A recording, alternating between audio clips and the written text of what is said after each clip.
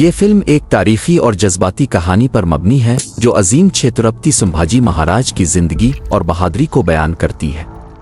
یہ کہانی ہمیں وفاداری، قربانی اور وطن سے محبت کا اصل مطلب سمجھاتی ہے۔ کہانی کا آغاز مرہٹہ سلطنت کے دور سے ہوتا ہے، جب چھترپتی شیواجی مہاراج کی وفات کے بعد ان کے بیٹے سمبھاجی مہاراج کو تخت سنبھالنا پڑتا ہے۔ حالات بہت مشکل ہوتے ہیں کیونکہ مغل سلطنت، جس کی قیادت اورنگزیب کر رہا ہوتا ہے، مرہٹہ سلطنت کو ختم کرنے کے لیے پوری طاقت لگا رہی ہوتی ہے۔ سمبھاجی مہاراج ایک بہادر اور نڈر حکمران ثابت ہوتے ہیں۔ وہ نہ صرف ایک عظیم جنگجو ہوتے ہیں بلکہ ایک ذہین لیڈر بھی ہوتے ہیں۔ وہ اپنی فوج کے ساتھ مل کر مغلوں کے خلاف زبردست مزاحمت کرتے ہیں۔ ان کی حکمت عملی اور بہادری کی وجہ سے دشمن کئی بار شکست کھاتا ہے، مگر جنگ ختم نہیں ہوتی۔ کہانی میں دکھایا جاتا ہے کہ سمبھاجی مہاراج کو اپنے ہی قریبی لوگوں کی غداری کا سامنا بھی کرنا پڑتا ہے۔ کچھ لوگ ذاتی فائدے کے لیے مغلوں کے ساتھ مل جاتے ہیں، جس سے حالات مزید خراب ہو جاتے ہیں۔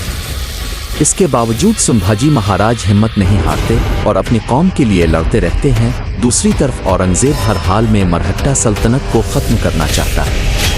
وہ ایک بڑا منصوبہ بناتا ہے جس کے تحت سمبھاجی مہاراج کو گرفتار کرنے کی کوشش کی جاتی ہے۔ کئی خطرناک لڑائیوں اور سازشوں کے بعد آخرکار سمبھاجی مہاراج کو دھوکے سے پکڑ لیا جاتا ہے۔ یہ فلم کا سب سے جذباتی اور طاقتور حصہ ہوتا ہے۔ سمبھاجی مہاراج کو قید میں رکھا جاتا ہے اور ان پر شدید ظلم کیا جاتا ہے تاکہ وہ اپنے اصول چھوڑ دیں، مگر وہ کسی بھی حال میں جھکنے سے انکار کر دیتے ہیں۔